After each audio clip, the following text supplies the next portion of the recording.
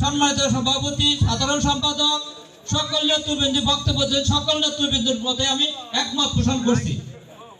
সব থেকে বড় কথা একটা দাবি আমার, আজকে যে প্রধান অতিথি আছেন আমার রাজনীতি গুরু চৌষপুরের কৃতি সন্তান, গর্ব আমরা যখন শিবপুর শহরে যাই, যখন শুনে চৌষপুরের ইউনিয়নের সার পাই।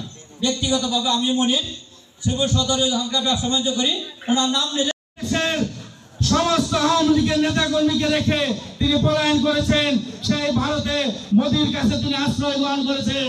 আপনারা জানেন ভাইয়ের আমার, এই 16 বছরে সারা বাংলাদেশে যে পরিমাণ অত্যাচার নির্যাতন হয়েছে আপনারা জানেন। বিডিআরের 57 জন অফিসার, হেফাজতে ইসলাম শাপলা চত্বরে এবং এই সর্বশেষ ছাত্র জনতার 2500 লোককে তিনি হত্যা করেছেন। সারা বাংলাদেশে কি পরিমাণ গুম করেছেন, খুন করেছেন। আমাদের শেরপুরের অসংখ্য নেতা কর্মী মাসকে মাস, বছরকে বছর কারাবদ্ধ করে রেখেছিলেন এই শেখ হাসিনা এবং তার দূষর সেই আতিক, সানুর রহমান সহ তার দূষরেরা। আজকে তাদের কি পরিণতি হয়েছে দেখছেন।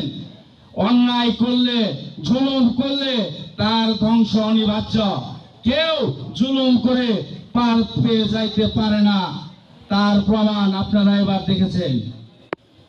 ভাইয়ের আমার, 16 বছর পর এই স্বৈরাচারের পতন হয়েছে। মানুষের আশার আলো আস্তে আস্তে দেখা দিয়েছে। শেরপুরের আপনারা জানেন আমাদের 18 সালে নির্বাচনে সারা বাংলাদেশে আলোড়ন সৃষ্টিকারী প্রার্থী সর্বকনিষ্ঠ যিনি সানসিলা জেপিন প্রিয়ঙ্কা ধানের শীষ মনোনয়ন নিয়ে তিনি নির্বাচন করেছিলেন। তিনি শেরপুরের আওয়ামী লীগের কাঁপন ধরিয়ে দিয়েছিলেন, ওই আতিকের ঘুম হারাম করে দিয়েছিলেন।